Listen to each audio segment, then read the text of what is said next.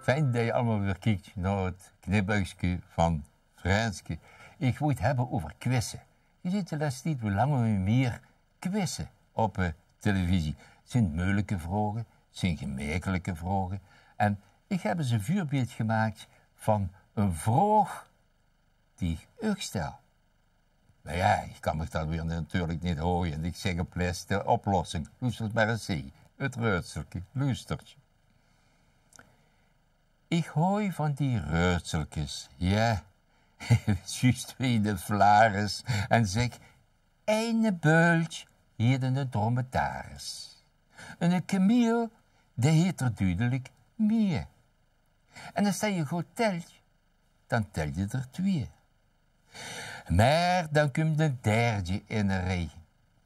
En dat beest heet er niet 2, nee, dat heet er 3. Nu krijg je koppien van de denken en rooien. Ik zeg het ik, want ik kan het niet het vuur mee gooien. Dan krijg ik van uw kopping ook niet de schuld. Een beest met 3 is een kameel, maar met een beultje.